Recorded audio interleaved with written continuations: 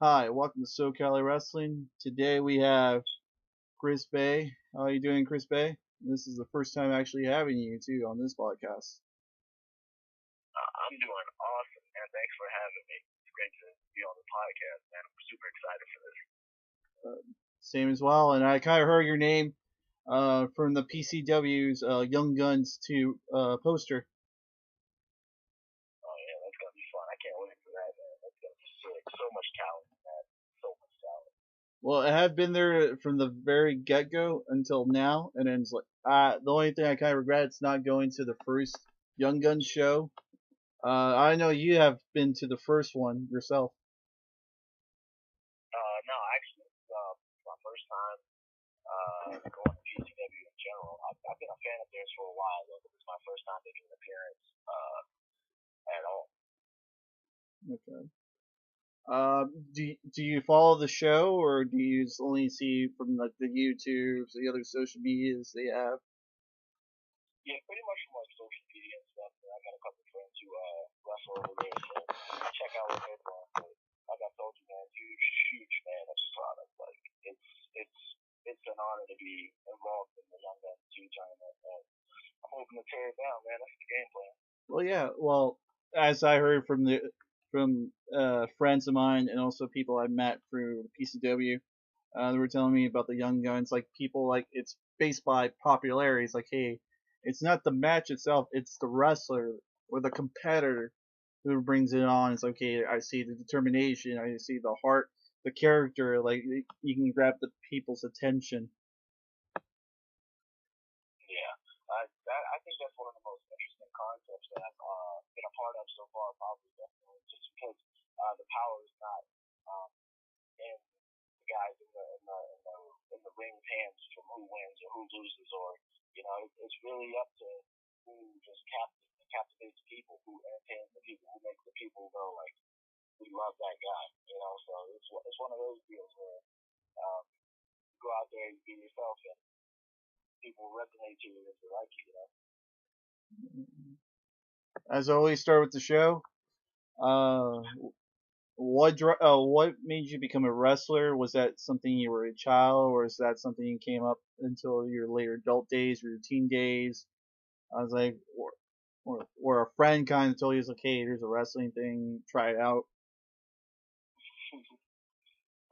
My story is pretty boring when you think about it because it's one of those generic like, oh, I was always supposed to be a wrestler type thing. I was just telling Vicky Guerrero not too long ago the funny story because I have older brothers and I got to watching wrestling really young with them, and I never saw that it wasn't going to be what I was going to do. And then one summer I was watching the Eddie Guerrero Shooting Best Still in Life DVD, and I watched it every day for a whole summer. And I watched him beat Brock Lesnar for the title and all the emotion involved in it. And like when you think about emotion, you think about character. Eddie's a great depiction of that. So watching that every day, I think by the end of the summer, I was just thinking like, I need to feel that moment that he felt, and I was sold on it from there.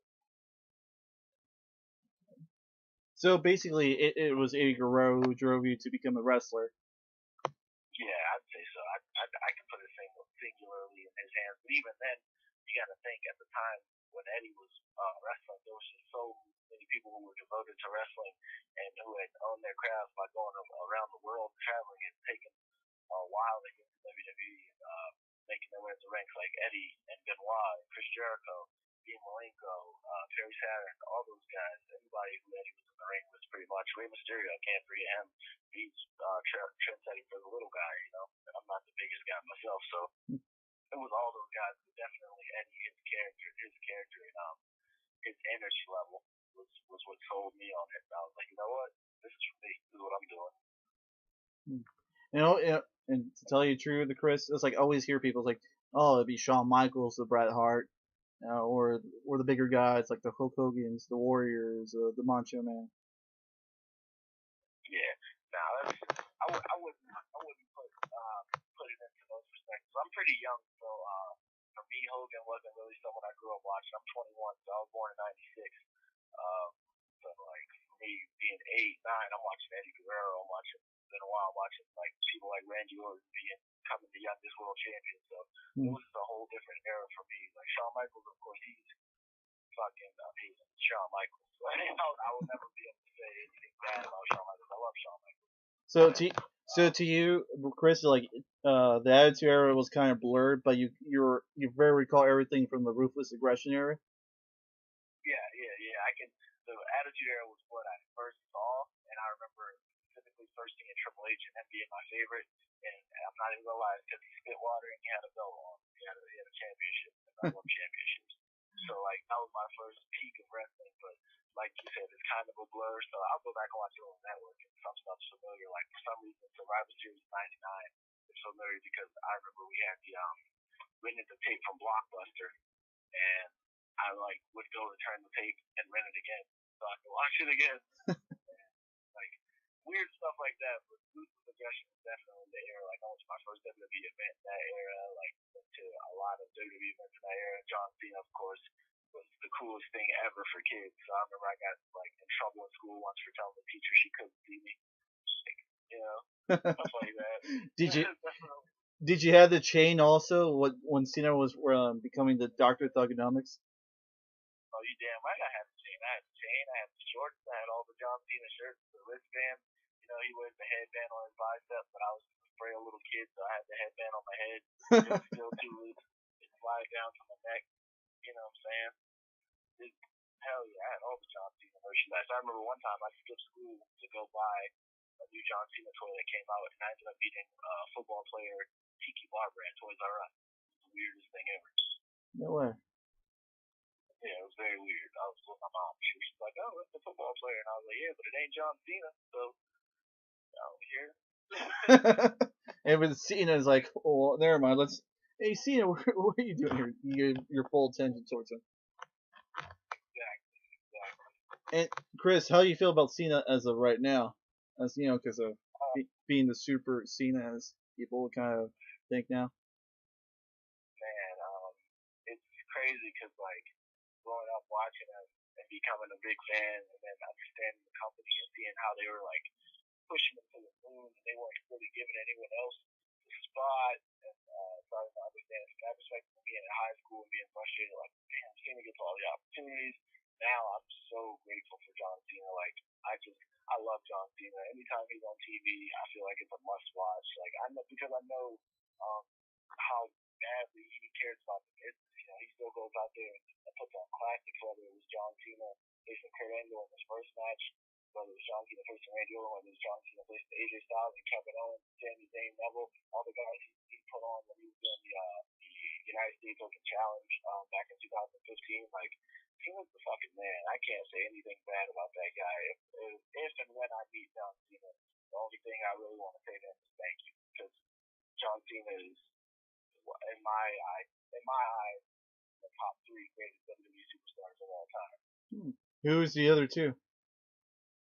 I would say The Rock and Stone Cold. I put them two in there, but that's only because I'm speaking for numbers, also for business wise. Okay. At that time, Rock and also sold a lot of money, but if it wasn't just for numbers and business wise, I would throw in Undertaker but then I just classify Undertaker as the greatest character of all time.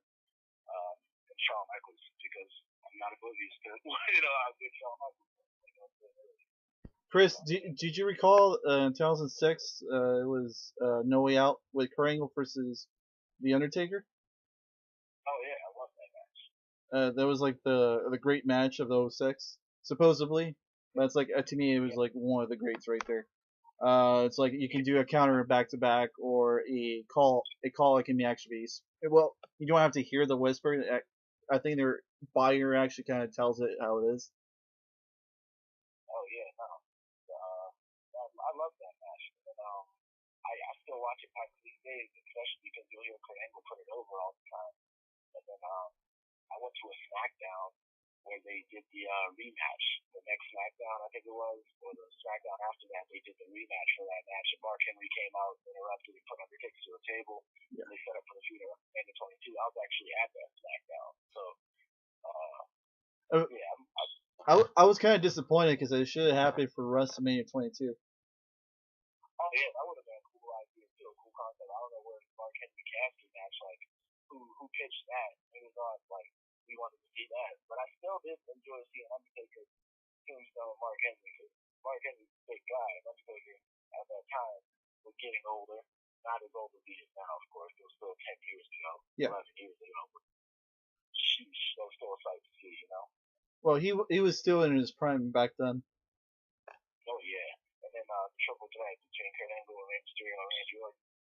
That right there with Rey Mysterio winning the world title, and once again having the involvement of the idea of Eddie Guerrero and doing it for Eddie Guerrero means sentimental value in that championship, like, and that's what drew me into wrestling, like sentimental value into championship. Like you can win a championship all the time, it'll just be winning the championship. But when you've been through the shit and the guy is sitting there crying, and you know because he's heard the story, that's what can be wrestling, the emotion to it, you know.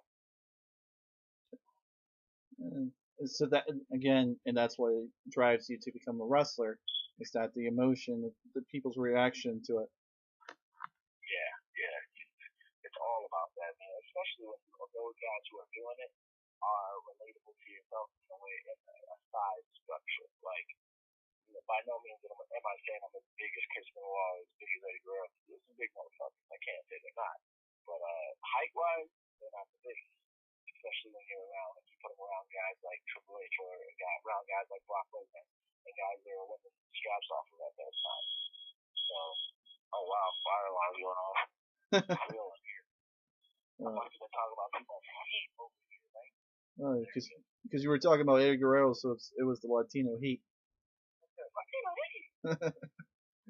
Oh, but right, you kind of mentioned earlier about Vicky Guerrero. You actually got to meet her in person, correct? Yeah, a couple weeks back. Was that the championship? How do I say that? It's a very long word promotion. Championship wrestling from Hollywood. There you go. Yeah, it was over there. I was there that week just to see Vicky Guerrero. I didn't stay for the show because one, the traffic was very terrible. It's like it says on Google Maps it takes an hour, but actually it takes like 2.5.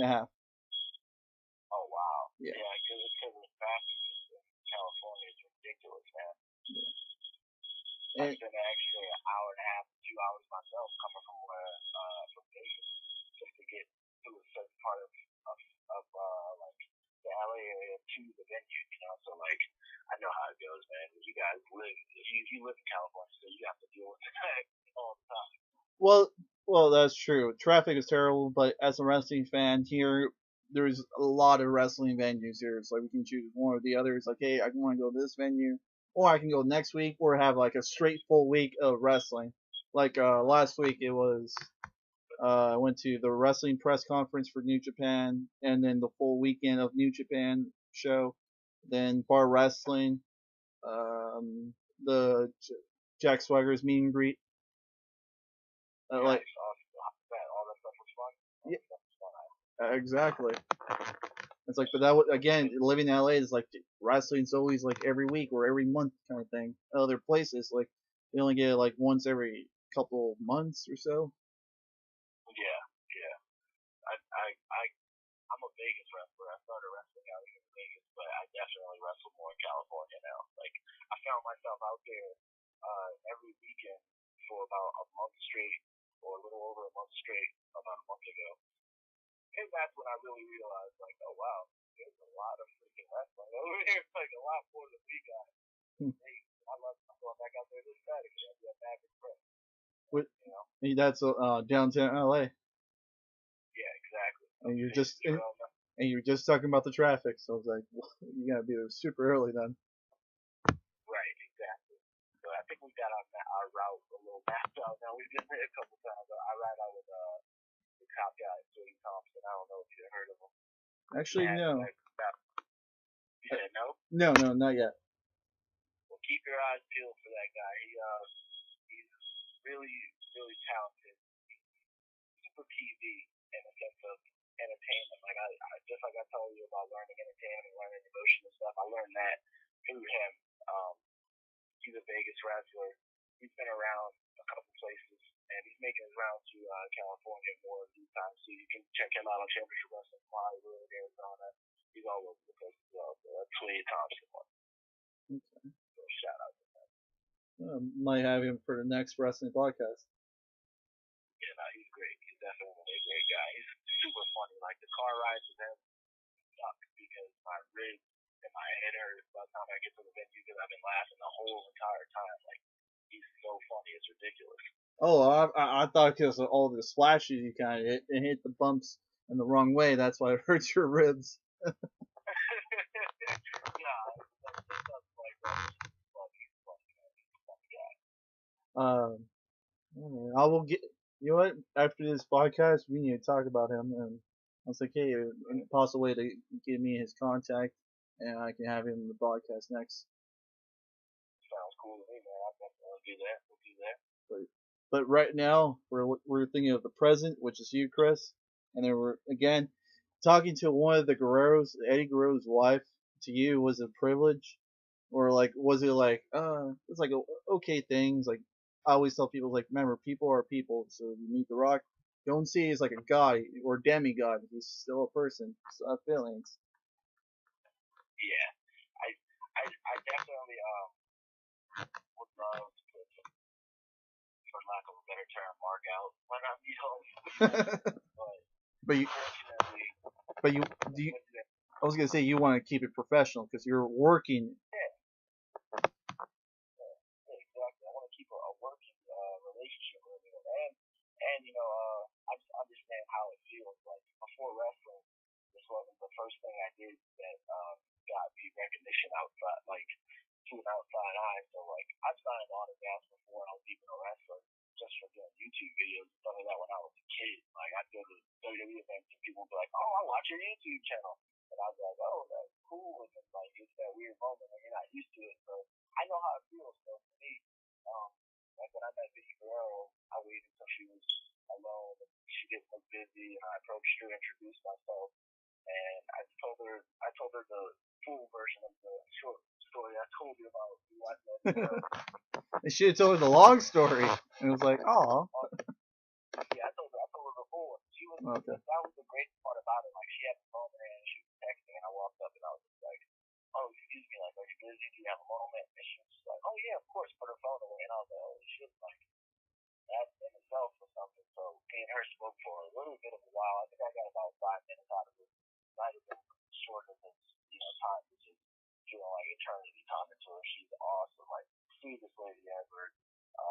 And then I told her how I was at SummerSlam 2005 and I saw her push Eddie off the ladder in the custody match against Ray, which was a couple months before Eddie would pass away. That was the only time I got to see Eddie live. So I was just telling her like how influential he was. When she found out my age, she was just like, "Oh, you're a baby, like you're really a baby." And I was like, "Yeah, that goes to show even more how crazy it is that I'm an Eddie fan.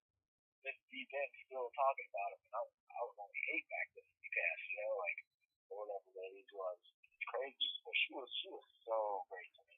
I think I've become better to talk to these people because I was thrown in the mix super early. Like my first week of wrestling training, I was fortunate enough to do extra work for Ring of Honor, so I went from being in a class learning stuff around a couple people who I didn't really know but have wrestled on the indies to being in the Ring of Honor locker room, like holy shit, like I'm around all these people, and then like that alone was where I had to be like, okay, gotta be professional, and that's where it all started for me to kind of keep that concept of just like can't mark out, can't be like, oh, fine, I gotta take a selfie. Like, well, it doesn't hurt to have at least a picture or an autograph. Oh yeah, I mean, I don't see a problem with it, but I also don't want to do it just because I know I'm confident in my abilities, and I'm always confident in the phrase that I use. This won't be the last time you see me. I say that to a lot of people. Like we recently did the Imperial seminar. We had one of those at FSW, and the last thing I think I told him was like, I'm confident this won't be the last time you see me. And that's because I want to work for Lucha Underground. I want to work for AAA. These are places I feel capable to be able to get to. So, at my confidence level, it's not the end of the world if I don't get that picture with the person because I'm going to feel real soon in my eyes. At least if I keep working my ass off, I can get there. So, I'll get at. I was gonna refer back to your ROH moment. You were saying you were kind of. Did you do that like volunteer work, or it is like a part-time job, or was it? When they come to Vegas, they kind of work with FSW, train out of the Colorado, work with them, and our guys come on staff and like help them set up their ring and stuff like that. So it was one of those things where it's like, if you're available, we need extra hands to come by and help. And I just moved to Vegas, didn't have a job yet, so I was just like, yeah, if I'm available, like I'll be there. I'll be there early. Shit, I'll be there the day before. I will be there. Like so I was just there. And they got that done. It was fun, man. It was fun meeting everyone. Everyone was super cool. You know how it is, man. Everyone, you treat people with respect, and they'll treat you with respect. And if they don't, you don't want to be around those people. But for 99.9% of it, everyone treated me with respect. I can't name or remember anyone who didn't. So it was one of those situations where I was fortunate enough to be the young guy who did. And then the next day, we had a Jay Lethal seminar, and he had just lost the Ring of Honor title to Adam Cole, and he was chaining around with a lot of the students. And then he called on me to get in the ring, and I got to chain around with him. But before I even did that, I was supposed to chain around with someone else. The guy who I like totally buried me. When I was getting in the ring, he was like, haven't you only been training like 3 days? And he was like, wait, 3 days? No, I get out the ring. Like, well, wait. So, fuck, I can't even wrestle in front of Jay Lethal. So, I got the chain to get in the ring, and he's like, you get in the ring. And I just looked at him like, okay. And I got in the ring. And then we were like, oh, Jay Lethal changed around. And I was like, fuck, I've trained probably 3 days so far. I just ended up training with Jay Lethal. Like, a guy I grew up watching in TNA. A guy I just watched put on a great match with Adam Cole the night before and lose the Ring of Honor title. And here I am. These opportunities, this is blessings, man. This is blessings. It's crazy.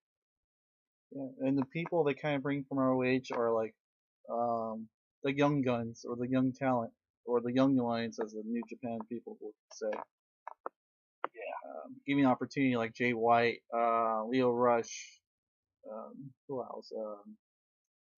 Was it Jonathan Gresham, I believe. But yeah, like those names I kind of mentioned, like having opportunity also from independent wrestlers such as yourself, they can be actual wrestler to ROH. And this is funny. I just talked to you. I know you're familiar with Flip Gordon. Yeah, yeah. Uh, right before right before he got signed to ROH contract, he was on my podcast. I told him, like, one day I feel like you're gonna be going to ROH. He's like, really? Why? And it's like, I have a sense you're gonna go to ROH, and look what happened. 1 week later, he's ROH. Or hearing it's like this guy has a contract. And I told him, I was like, you know what? You and me, we're gonna have an actual face-to-face interview, because also we did a phone interview like we're doing right now. Yeah. And it's like from a couple months from now, from that interview to during the summer or the next time I see him at PCW, that's where I met him. We will talk about the new experience that he brought to, well, when he was wrestling for ROH. Right, right. Hey, well, sounds like you know what you're talking about. You might say that about me. I'm trying to find out Ring of Honor. Well, or you could be, or a PCW original too. Hey, I'll say this because you know PWG, and I feel like there's got to be a competition to PWG. If not, some substitute to it, which is PCW. And again, Leo Rush is there to come a couple of times. But we have a guy in the local like Douglas James, where as the fans call him DJ. Oh yeah, I love Douglas James. I've worked in the FSW now twice. We did a singles match about a month or so ago, and then we did a show to Foley about a week ago. About a week ago. Yeah, about a week ago. And that was fire. I love Douglas James, man. I can't wait to work him anywhere else, man. He's great. He's real talented. Yeah. Well, again, with these podcasts I've been doing, Chris, kind of help those in hasn't been out there yet. Like again, you already been noticeable to YouTube viewers, but it's like, what about the wrestling fans?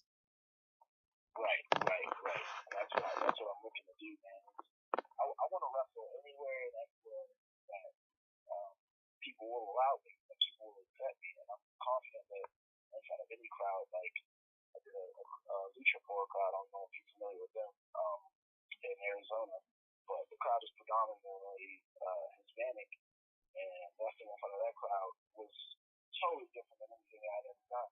Mm-hmm. But the biggest thing that they weren't expecting was that I was in the ring with another black guy and two other white guys, but I speak almost fluent Spanish, so when I started speaking in the ring, they popped everyone. Everyone was like, oh, wow. So I'm confident like I can entertain in the crowd. Just give the opportunity, you know. Well, you kind of, last week on your Facebook, you kind of mentioned about shows you wanted people to see you at. Yeah.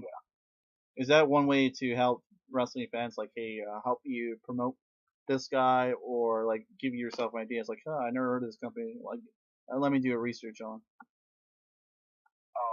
Yeah, it was a way to do that, and also just a way to how many people are interested in me and where the people are interested in me at. Like those people who wanted me to wrestle at PCW on the comment.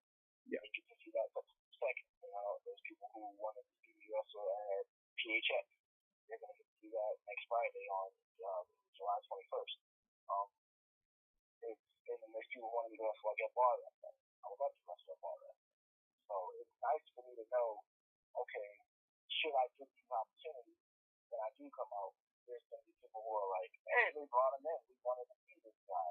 Or even then, like, just to see everyone else's interpretation of where they think I am or what they think I'm capable of versus what I know and what my route is. Like, a lot of people are saying WCPW, and I'm just like, I know everyone who just commented this guy was working on it. Like, where did that randomly come from? But even then, I'm a huge fan of what culture before they had the WCPW. So, like, that in itself is another personal goal. Ring of Honor, personal goal. Of course, NXT, WWE, ultimate goal.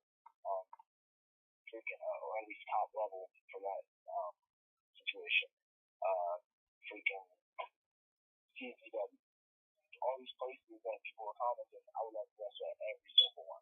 I wouldn't turn down the opportunity to wrestle at it. And if people want to see me there, I'll be there. If people don't want to see me there, I'm going to be there. And if they don't want to see me after that, if they don't, I won't come back. Nah, I'm kidding. I'll still come back. Chris, what makes you stand out from the rest of the guys? So, like, other black wrestler as yourself. It's like, okay, he's like another young guy, black wrestler, tattoos. Like, what makes you stand out the rest of the other wrestlers? I think what makes me stand out is the big ass wrestling ring I got tattooed on my chest. Nah, I'm kidding. I will talk about that a little bit later. I want to talk about that tattoo. I think what makes me stand out really is just you can't deny fun. You can't teach having fun in the ring. I mean, you can try it all you want, but to be honest, you got to be able to feel it. You can't teach this passion. People either have it or they don't. And when they see a guy like me who's been wrestling as long as I've been wrestling, it ain't even been a year, doing shows 9 months, when they see a guy like me come out, they might be able to be like, well, I can tell he's been wrestling 9 months. And some people will be like, well, you don't been wrestling 9 months. But the thing they see that's different from me that makes me stand out is just, it's almost like a natural. Like, I consider myself very natural in the ring. Like, and that's just because I've always wanted to step in the ring. So the moment that people were like, oh yeah, here's a training school, you can step in the ring, I feel like I murdered it and then some. And I feel like every day I get better. I go to training at least 3 to 5 times a week on a good week. You know, like when I'm not working 2 shows a weekend or 1 show a weekend, I'm still in the ring training for hours upon hours, 3 to 5 days a week. Like, it doesn't just stop for me then. People can see that when I step in the ring that I really have this, you know. Like, it's just really simple. I do this, you know. And not to say that anyone else isn't doing it, not to say that anyone else isn't good at what they do, but they will guarantee to see that when I step to the curb. They're going to see I take care of my body outside of the ring, and I am trained to be aesthetically pleasing. They're going to see that when I get inside the ring, I train because everything I do will look precise, it will look crisp, it will look like I know what I'm doing. You just can't teach that stuff, and they will see that it's just as simple as that. I really do this, you know, and I'm for them. I'm for the people. I'm in this to make money like everyone else. I'd be lying if I said I wasn't, but I'm also, like I told you, for the emotion. I'm in this for the story behind it. I want good stories. I want to be able to captivate people. I'm a fan of the style that Ricochet and Young Bucks and all those guys create when they wrestle. But I'm also a fan of regular psychology and old school wrestling and freaking rest holds and taking it slow and methodical and having everything mean something. I would love to do both. I would love to make the ultimate combination of both. Like, wrestling is in my blood, and you can't deny that when I get in the ring.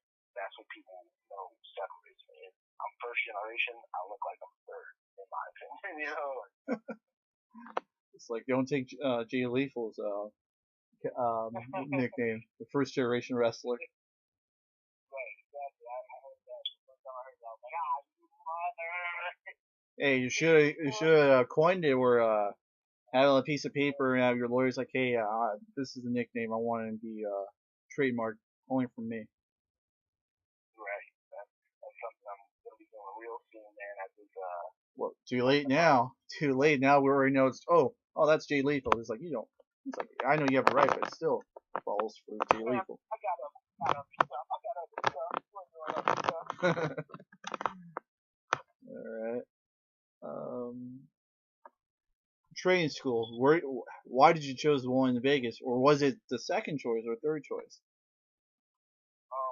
When I was 16 or 17, I was in a computer class back home in Virginia, and I was like watching wrestling training videos on YouTube, like learning how to wrestle just in class, just sitting in my chair, and I was like, where do you go train?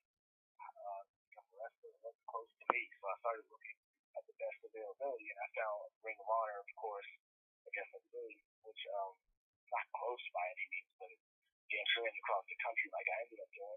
So I sent Ring of Honor an email about me being interested in training, and they told me I had to wait till I was 18. No problem. I looked at Team 3D Academy because I always wanted to move to Florida, and I was thinking, well, yeah, if I'm in Florida already, I'm closer to the Performance Center, I'm closer to this, I'm closer. So I looked at them, and the price was just like, and then the price was just ridiculous. And then my best friend moved out to Vegas, like the year we graduated, and I came out here to visit him for my 20th birthday, and I fell in love with the weather, I fell in love with the atmosphere, I fell in love with the people, and the cost of living was half of what I was dealing with already back home in Virginia. And he was like, it's Vegas, they got everything, I'm sure they got a restaurant. So I was like, alright, went home, searched it, found FSW. They could list their prices online. So I called, left a message. One day I was in the gym. I was just heading out of the locker room in the gym to go start my workout, and I got a call from a Vegas number, and it was the owner of FSW, Joe DeFalco, and we spoke for about 20 minutes. He gave me the lowdown on how the school works, and I said, all right, cool, I'll be seeing you this summer. And that was probably like in April or something. And I'm sure he gets a lot of people like, yeah, I'm going to come and start wrestling, and I'm going to start training. Sure enough, I walked in August 2016. I was like, yeah, I'm that guy you spoke to on the phone from across the country. I'm here now. And he was like, awesome. And then we started on a Monday and never looked back. And now you're with them at this moment. Right, exactly. You know, and I love Joe. Like, he provided me with so many opportunities. He's been patient with me. I help out as much as I can over there whenever I can. Like, I'm always trying to go to all the seminars we do, everything like that. So, and then to be able to work with Ring of Honor that first week after they were the first school I looked at, the first choice I looked at, it was crazy. And then I met Bully Ray through Ring of Honor when they came here in March, and I told him about how I looked into going to a school at one point, and how me and him, or whoever handles their emails, exchanged emails a couple of years ago when I was 16, 17, and we had a good laugh about that too. This seems like the place for the most opportunity. So I ended up in Vegas to wrestle, and it was the greatest decision I made ever. I think so. I don't think any other platform or maybe I could be wrong. Maybe it was just the work I put in, to be honest. But I don't think with any other platform, I would have been able to progress at the rate that I've progressed. You know. True. And will you be working in September as well, Chris? For ROH? just for what? For Ring of Honor or ROH when they're going to be in Vegas again in September? Oh yeah. I'm gonna check the dates because at this point, the first time they came, of course, I was new to the business, so I didn't have bookings or anything like that. The second time they came, it was the same situation. Um, like I could have done a small booking here or there, but I prefer to do that. This time around, it'll be a little different. I'm making a little bit more money now with the matches and with the bookings, and I'm getting to wrestle a couple more places that are on my bucket list. So if it comes down to me being able to be extra work for Ring of Honor or like a dark match, right? Not even a dark match. I mean, if they offer me a dark match, I'm taking that over anything else. But even then, that's going to have to be a situation where when the date gets closer, usually I start talking dates with companies the month prior, so August is coming in. And if no companies are offering me anything, like say PCW ran on that day, okay, and we had more stuff to do there, I would take that, to be honest, over Ring of Honor because I like PCW a lot, and just by what I've seen, and I want to be a part of that. And I know that's going to be super beneficial versus just, helping set up the ring at Ring of Honor and having the smallest percentage of chance of doing the dark match. I've been seeing my Ring of Honor now twice. I've been out and helped them out twice, and not to say like, oh, that's the greatest thing ever, but I can not do one and then come back the next time when they're here again. And like it's not a big deal, man. I just want to progress my career. I want to wrestle. I don't want to set up rings forever. I want to wrestle. So, and no disrespect to anyone who's had set up rings forever or anything like that, because I just set up the FSW ring 2 days ago. I don't have a problem setting up rings. Like that's not the problem. But I would like to also wrestle. That's what I want to do. That's what we all got into this, to wrestle, tell stories. So if I get an opportunity to wrestle at a company that is somewhere I really want to go for those days, that's where I'll be. But as for now, it's looking like I'm going to be at Ring of Honor for that weekend. Right. Oh no, I get your opinion about that. It's like if they give you an opportunity for dark match, but it's a very small percentage, and there's another wrestling company. It's like, hey, we're gonna book you for that same day. You'll take the one you're gonna get booked versus the small chance you're gonna get your dark match. Yeah, because I understand how it works at Ring of Honor to a T. I understand there's people who travel with the company from everywhere they go across the country, and there's people who are in their system who don't always get matches, and there's people who are always traveling with them and always helping them set up their ring. I know those people come first, for that. I'm not mad at all about that. I get how it goes, and I would, if they're putting in all that work, I'm not trying to take their spot. You know what I'm saying? Like, I'm cool with. I'm one of those people who are cool with letting someone else get the spot because I know if I get the spot, I'm going to kill it personally. So it don't matter whether what I'm saying. I get it now or I get it later. Whenever I get it, I'm going to kill it. I was gonna say, speaking of spots, you kind of did a little segment with WWE last week, correct?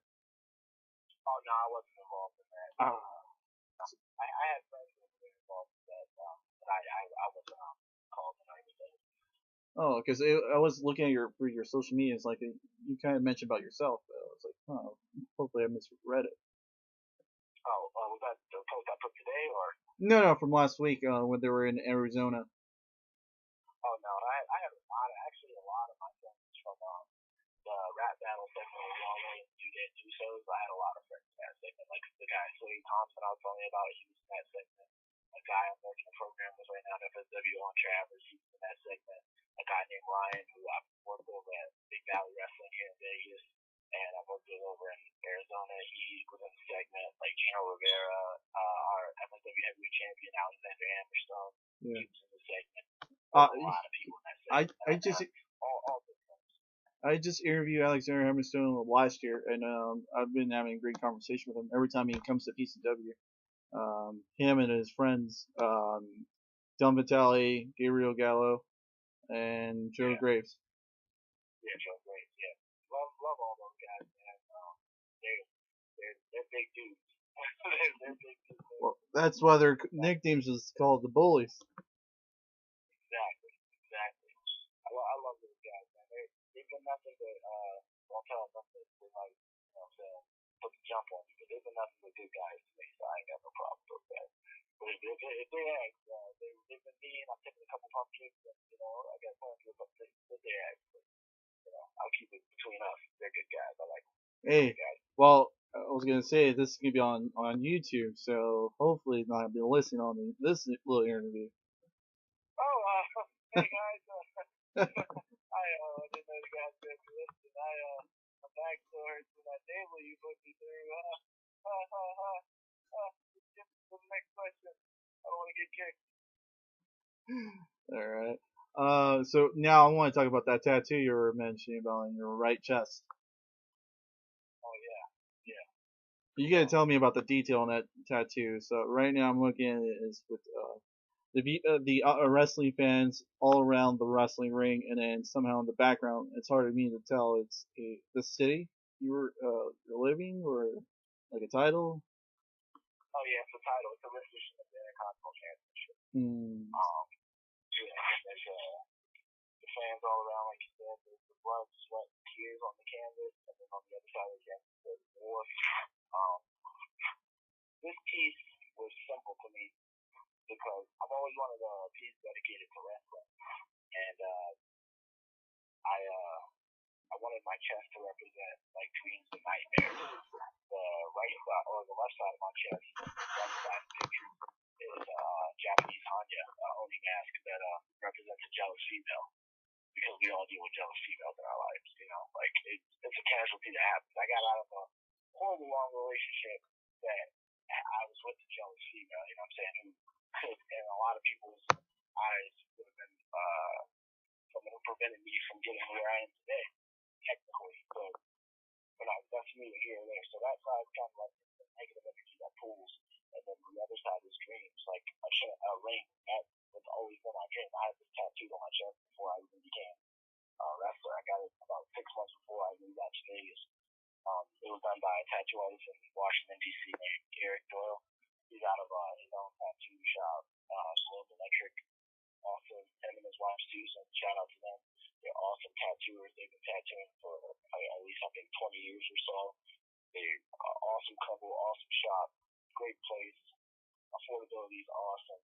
You get what you pay for. I'm still at it right now, but yeah, like it's one of those things. So it's like there's the ring, there's the blood, sweat, and tears because that's a phrase you hear in wrestling growing up. Like people tell you like, and then promos are like, yeah, it's blood, sweat, and tears. I always like that years in there too, but I didn't want to squeeze that in the canvas, a little small canvas on my chest.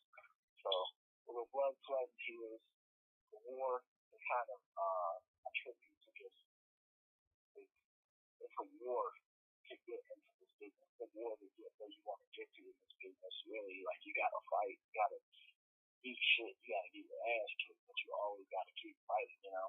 And also, sports spelled backwards is what? Wrong. So we'll throw that in there. It's just like every campus growing up, I was watching people say Raw and then SmackDown. So I never experienced any like growing up. I didn't know how to watch it or get it, and there was nothing close to me. So I didn't really engage in indie wrestling until last year, which in a lot of people's eyes is like, oh gosh, you aren't really a fan. But I don't give a fuck what anyone thinks. Like I'm a fan of wrestling. I've been a fan of WWE, been a fan of ECW, WCW, TNA, and now that I know what indie wrestling is, I'm a fan of that. So you can't chastise me for what I didn't know, you know. But in the championship, I chose the Intercontinental like a rendition of that because it's an awesome design. And I wanted colors. I would have chosen the big gold, the old WCW World title, but it would have been all gold. I like colors on my body, so I wanted to do like a colorful rendition of the Intercontinental title. And the Intercontinental title has a lot of stars on it, which I have like 29 stars tattooed on my body total. I'm shooting for stars. So And then, and then you consider yourself as the big star. Yeah, that's how it goes. Like my first tattoo is a red star on my left shoulder that has my initials in it. Oh, that guy's cocky. Yeah, it's a CB and it doesn't stand for cock block. It stands for Chris Bay. I hope this is a PG show in a sense because I'm just killing it right now. Hey, well, I never said my podcast is PG friendly. Okay, cool. Because I'm all over the place. All right, so Hey, again, the podcast is impromptu. Whatever happens, it happens. If you cuss, you cuss. That's fine. As you see, I'm not like super positive off or nothing like that. Like, I don't just go off the rails. I try to keep it PG. Well, whatever you feel, Chris, whatever you feel that comes out of you, just say out there. Well, since you said that, fuck this man.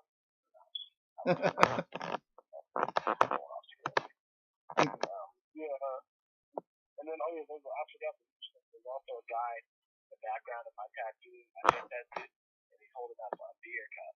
He's drinking beer, and I named him Carl. So there's a guy in the background named Carl. So he's got a beer can in his hand. You know, there's got to be one wrestling fan with a beer can in his hand, and that's the situation right there. There's Carl.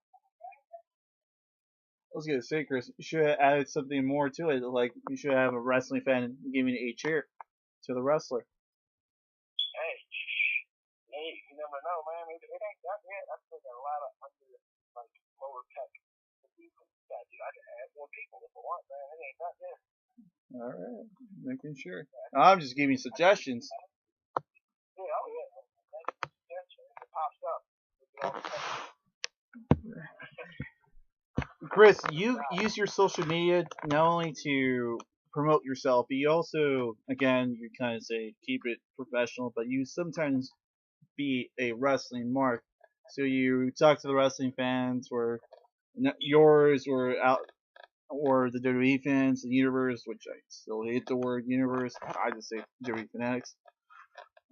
Like you talk about the pay per view, or you talk about the show. You know, if it's SmackDown, what's your guys' opinion? It's like I like this match, but I don't like this what they did.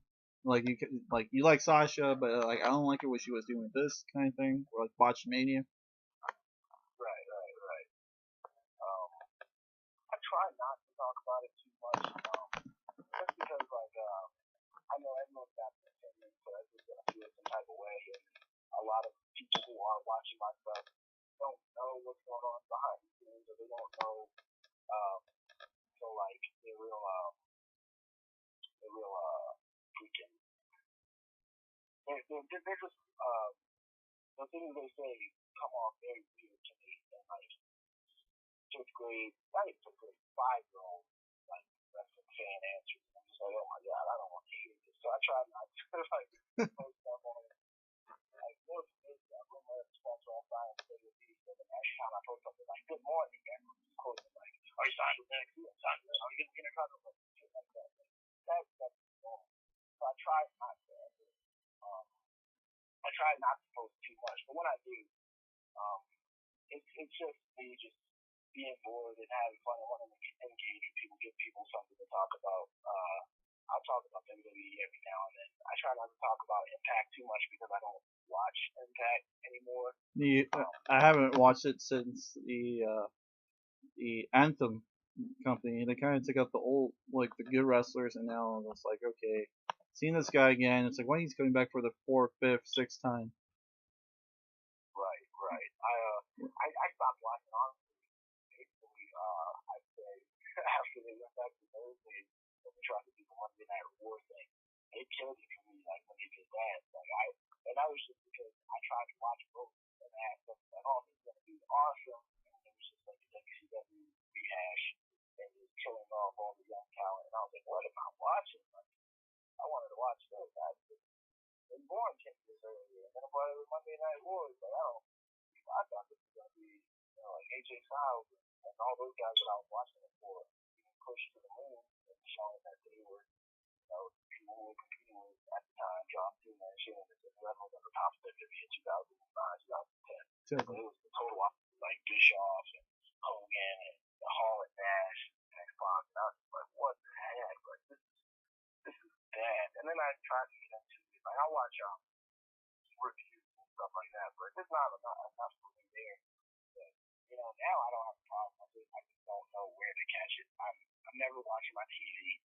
I'm never like on fight apps or whatever it is. Like I try to just watch what I'm doing and what the people around me are doing or who I'm working next, what they're doing.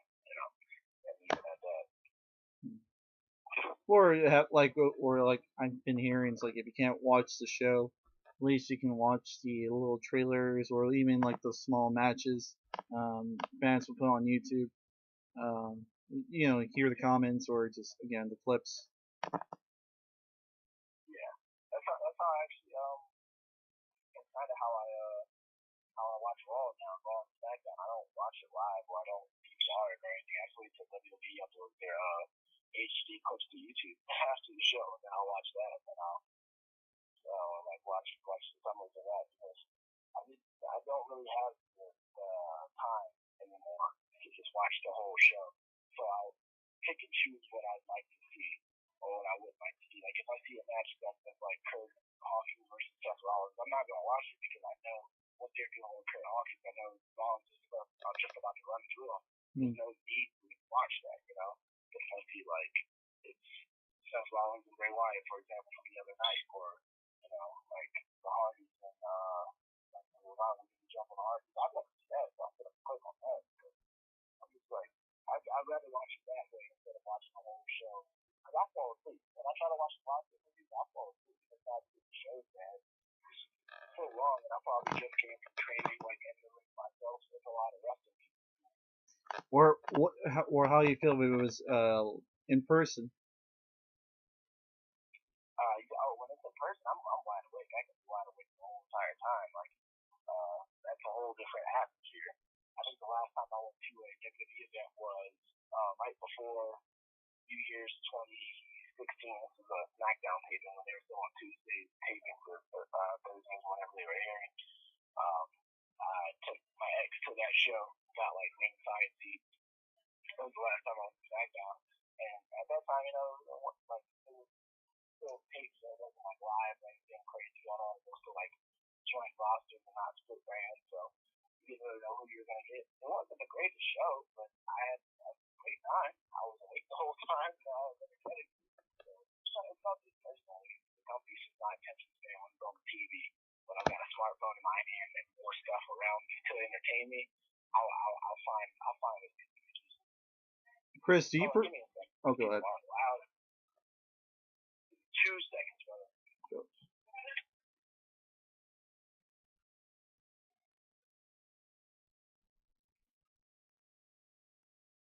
I'm back. All right, Chris. I was gonna say, Chris, do you prefer a wrestling show that's only an hour? Like NXT would be. Like NXT, WWE 205, Lucha Underground, only an hour. It's like okay, there's like very limited time, but you can get a couple matches there, a little promo, a little segment here and there. Yeah, I'd say that's good. And it's not even a total preference because Raw was 2 hours. But even now, like SmackDown Live, I don't mind it being 2 hours. It has to be the right content for 2 hours. But like even there'll even be times with NXT now where it's an hour and I'll watch it and there'll be something on there that loses my interest for just a moment. It'll always happen. It's never. I'm not the kid anymore who addicted to watching wrestling because I get to get out in the ring and do it myself now and get that energy out. Like I remember before I wrestled, before I ever got in the ring, I wanted to fucking suplex every friend I had, or DDT every friend I had, or RK every friend I had on the couch. Now, like I'll come home, my roommate will be like, yeah, like try to pick me up in front of me. I'm like, bro, put me down. I'm tired. I just did all the wrestling I wanted to do. Let me relax. Like I'm not as addicted as I was then, so I don't crave it. So I'm able to look away now. Like I even found myself again in my life in other aspects. Like I'm reading books again now. It's weird. What type of books you reading? A lot of people are like passing long books. So I think the Justin Roberts book that was awesome. I knew it was gonna be a great read. he's a great guy, so I got the book from him, and then I got the book called The Secret from someone, so I'm just about to start that one. And then I want to pick up Kevin Hart's book. I just want, you can engage in books. You got to do stuff that you're interested in, and Are you, that's how I am. I was gonna say, Chris, are you gonna get the one with Ric Flair and Charlotte that's coming up this summer? I didn't know they had a book coming out, but I would definitely get that. I'll pick that up. Actually, it is, and also it's gonna be signed by Nature Boy and his daughter Charlotte. Oh yeah, nice. Yeah, I'll when that comes out, I'll look for in a little while see the reviews, and if it's a good book and people like it, then I'll probably pursue with trying to get it, picking it up. Then I think you need to start getting the Daniel Bryan Yes Movement and AJ Lee. Oh yeah, I know it's probably fire. I know it's not fire, but that's the thing, man. It's the whole new world. It's like you're bringing back stuff. None of these stuff are just like stuff that's on my book list. But now that you're saying it, I'm like, oh yeah, they do have a book. Like now these things are coming back to me. I need to write it down so I can, once the time gets right, everything like that. And then it's like, oh, this is what they did in the. It's like in their indie scene. It's like, oh, let me put this on my little journal too, or like a little note to self kind of thing. Right, exactly. Maybe help if I write my own book, just documenting stuff that's going on now, so I can have it all remembered. But when the time comes that I can actually do a book and I've actually reached the top level of success, and it's like, I remember everything good. It just dropped on my head 2 times. Shout out Kevin Cross.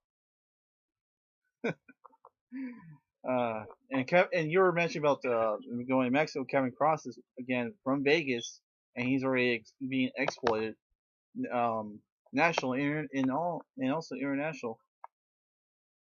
Yeah, he's a superstar. He's the first pro wrestler I met when I got to FSW, when I got to business. He was teaching a class, my first day of class, so after I set up the name, he was running class, and I could tell he was just the total package, not just his size, but the way he speaks, the way he presents himself, the way he markets himself. And I've gotten some of my best advice in business from him, and I've been fortunate enough to wrestle him in the ring, and he's the guy, man. He's great. I love him, and I wish him nothing but the ultimate level of success that he can reach, and I know he's capable of it all. Right. And right before I'm gonna ask this last question, Chris. YouTube. You were saying you're a YouTube, not a YouTube fanatic, I should say, a YouTube star, and people kind of came up to you during the WWE events, and they was like, "Can I have your autograph?" Right before you become a wrestler. You were like a musician, right? I was a musician, and then I think the first time we're going to talk about this on a podcast, and should this go viral, this will either make or break in the future. So I'm going to talk about it anyway. But my YouTube channel consists of a vlog called Chasing the World. That's what I've been doing lately on the channel, but I've had my YouTube channel since 2008, and it started with me posting videos of my wrestling replica belt collection when I was about 12 years old, all the way up until I was about 16, 17, and then I stopped posting those. Stopped posting ads. Like I got all the way up to 4,000 subscribers at one point. Like I've had videos hit over 100,000 views. And then I was also doing skateboarding videos on the channel. So that's how that came about with the people recognizing me from wrestling. I even know wrestling now. I don't know if you care that I share this or not, but Alonzo Alvarez from Santino Bros.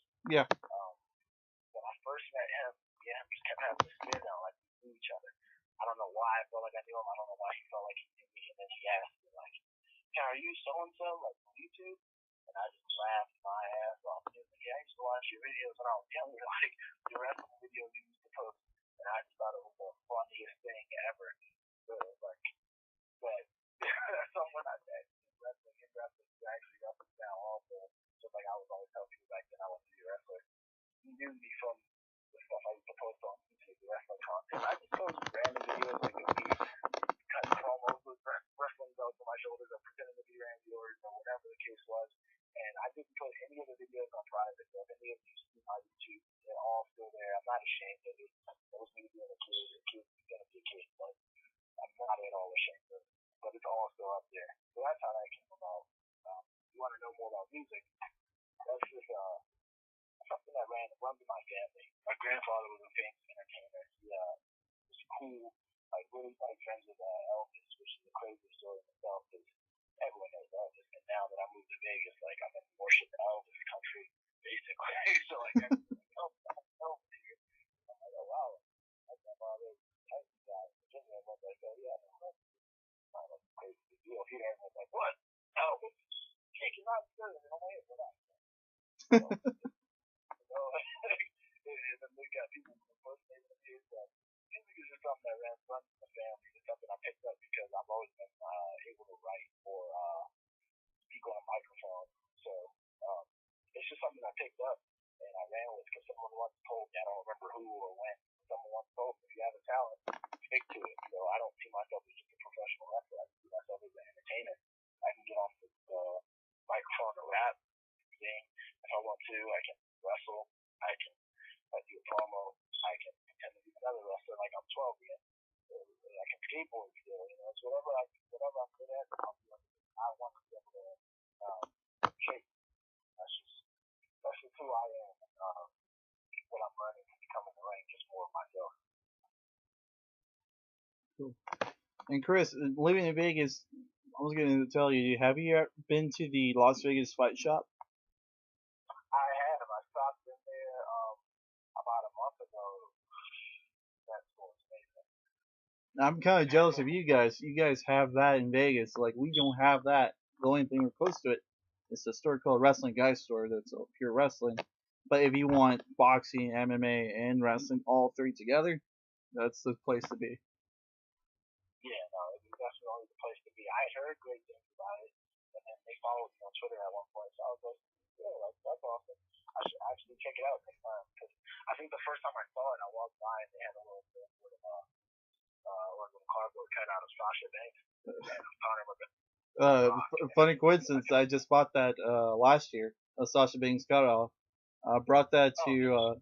I brought that. Yeah, this is. I'm gonna quick story. I'm gonna say.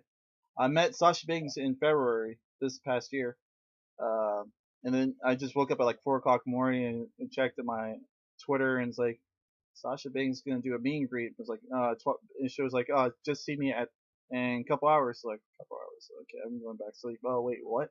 I'm full awake now and like dried my ass. Picked up some changed my pajamas and put in shorts, shirt, brushed my teeth, and the only thing I saw is the Sasha Banks cutoff. So I took it with me and met Sasha and told her, hey, can you sign this cutoff for me? And I had her 8x10. Nice. That's awesome. I'm glad. I'm cool. I'm sure she was a real cool person. Oh, she was. The only problem is like time thing. It was like you only get like a 30-second window. Oh wow. Well, okay, I guess that's what it's like to be big time, huh? Of course, and then that's why I kind of like the indie wrestlers. Like you get the chance to talk to them. Like you get a little more amount of time right before you even become the big stars. You're like, okay, Bailey was here in California. She comes to SoCal for a promotion. I mentioned to you on social media, AWS. Yeah. And as she started from well, one of the shows she kind of started was AWS, and look where she is right now. Right. No, I know she's still super, like, given to the whole, California area, because, you know, she's from, San Jose or whatever it is, and she's just that kind of person, and she came through the indie ranks over there, so I know she's still, That's what I'm telling you, Chris. You gotta come to these wrestling shows. Like, huh? These guys came before you. He's like, yeah. Even Daniel Bryan came to AWS. Yeah, you know, like I told you, man, I love wrestling in California, and I think for me making a debut somewhere, when I wrestle out there, that was the most love I'd ever got, from just the first time people seeing me, you know, like, and I still think about Tupac when I think California love, because it's a real thing, you know, like, all my life I wanted to be a wrestler, and I knew one day I would be a wrestler, but being from Virginia and never really leaving that state, I never knew that, I never really imagine I would be in California, and for me to wrestle there and for people to show me love like they did, I'm just grateful for it, man. I know it's real. It's real stuff. Wait until you get to the Young Guns 2 show. You will say, okay, nobody's gonna clap for you. Only barely a couple people that clap for you because they're kind of familiar with you. And then until the end of the show, you're gonna have people cheering for you, clapping for you, and they act. And it's like, and then after, if you still gonna be like during intermissions or after the show, it's like, hey, can I take a picture with you and an autograph? Right. Well, hey, I guess we're gonna see, right? September 2nd. We got Steiker in there. We got Carl Frederick in there. We got Mike Hammond in there. We got Adrian Quest in there. We got Jake Atlas in there. We got your boy Chris Bay in there. We got Evan Daniels in there. Oh my. Did I miss anyone? Oh, we got Jarrell Nelson. How did I miss that guy? Man, I'm going to war again this weekend. Right?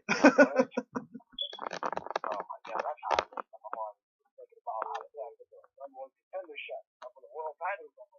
I'm the title already, baby. True.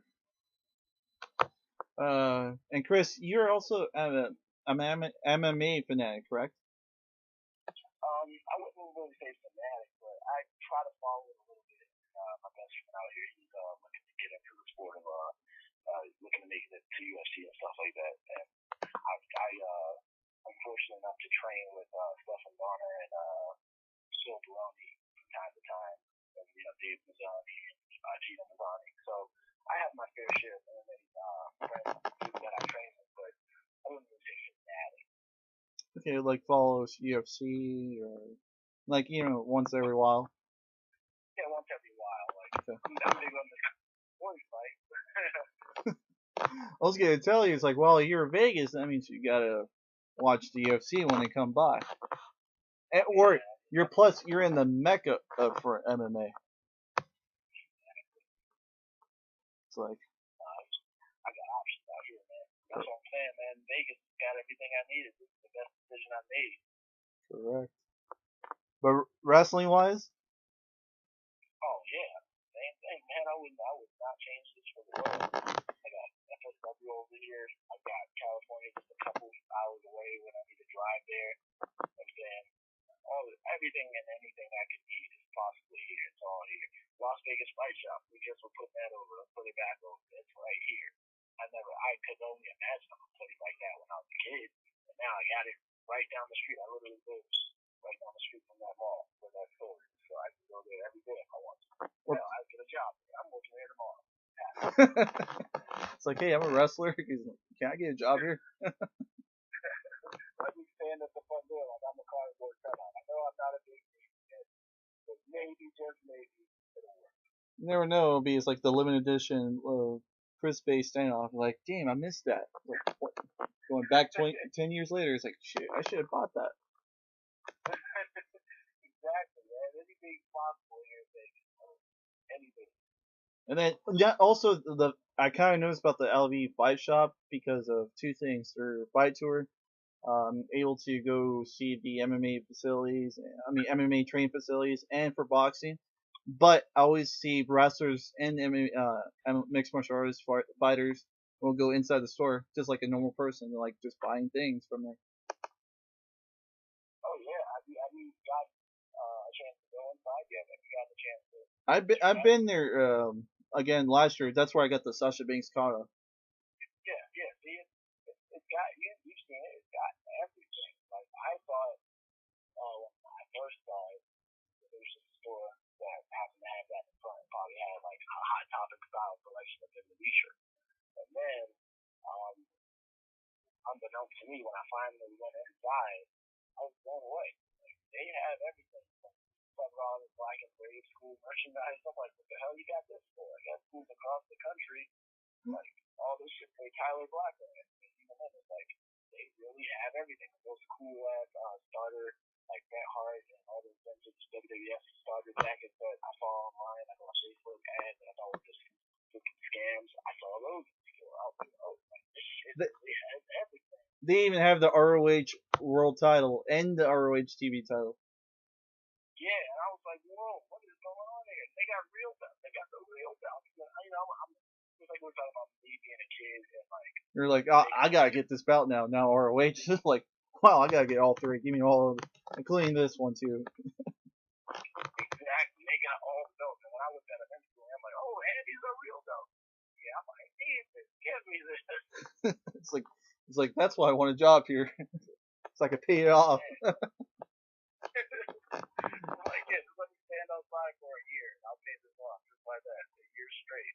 And then you get to, and then you get the, and then you get the chance to talk to the top names again with wrestling and mixed martial arts.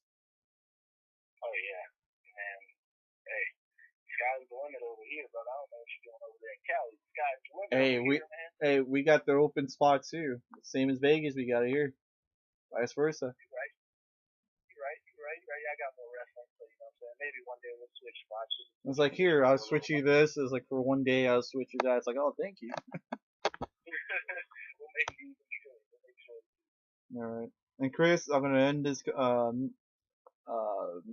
interview, but for those who are barely listening to you and like barely following your career, where can they follow you when it comes to social media? And is there merchandise fans can buy from you? Alright, for social media on Twitter and Instagram and Snapchat, I have a very funny Snapchat. I'm not into using like the filters, but I am into doing just like random funny skits and stuff. You can follow me at Dashing Chris Bay. That's B-E-Y, not B-A-E for any of the ladies who are listening. B-E-Y, that's Chris Bay. And then you can find me on Facebook. I add you back here also at Chris Bay. You don't need to put the dashing in there. And then for merchandise right now, merchandise is on hold. I'm working on new stuff because I just changed from the whole Chris Strong name to my regular shoot name, Chris Bay. So new merchandise is in the works right now, but in order to follow that and stay updated, that stay up to date and ready to purchase it when it comes out, pre-sale, all that stuff, just follow me on my regular social media at Dashing Chris Bay, and it'll all be there for you whenever stuff's gonna drop. There'll be early times where I'll be like, yeah, this is gonna come out tomorrow, it's gonna come out next week. You'll always be informed. So just follow me on there. You'll see where I'm wrestling next. You'll see where I just wrestled today. You'll see where I'm wrestling tonight. You'll see where I'm wrestling this morning. You'll see how I was in your backyard the night before. Everything. You'll find it. All right. That was it. Plain and simple. Yeah.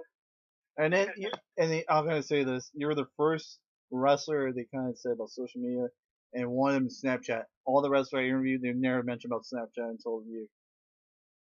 Hey man, I'm one of those guys who, since I'm still young, I probably like say I'm one of the youngest wrestlers around. Well, I know I'm one of the youngest I'm around personally, especially in Vegas where I'm at. But like I'm like at the other day, Twitter was like, yeah, you've been on Twitter now for 8 years, and Instagram I'm coming up on like 6 years or something like that. And like I've been doing social media a long time. I've been putting on my YouTube account for 9 years. Like I've been around social media a long time. So for me, I'm big on social media for sure, and just keeping people aware and keeping people up to date. And I always respond to it. So if you ever have questions or anything like that, I'm not one of those guys who send it out to open it and not respond. As long as it's logical, like if you ask me when I'm going to WWE, I'm never going to respond to you. So like, I don't know why you're wasting your time with that question. But if you ask something like, oh, I should say it's like, hey Chris, when are you gonna go to NXT? right, like if it's something like that, when are you going to win the Intercontinental title? Do you see yourself being able to beat Brock Lesnar? Probably. It's like if it's logical, probably. Like, oh yeah, oh next year, I'm going to what's it like? They're going to try to come in. I'm going to Superman punch him. Like, Spear through him and Lesnar. I'm going over. Chris, well, thank you so much for allowing me to interview you, and hopefully I get the chance to meet you face to face. We're probably do a little short interview, actually in person, and see from here until September and see how things goes. Hey man, thank you very much for having me. I appreciate you taking your time to want to talk to a guy like me, man.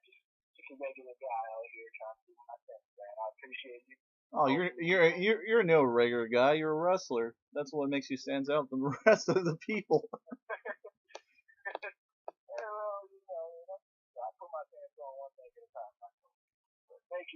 man. I appreciate it. Anytime you want to do something like this, you just let me know, brother. For sure. For sure, Chris. And I will let you know by September. This is really fun, man. Anytime you want to do it, we can do it, brother. All right. Well, Chris, thank you for coming to SoCali Wrestling, and hope the best wishes for you and your future goals will be succeed. Thank you, brother. Thank you all for listening. Thank you, Chris. Take care, man.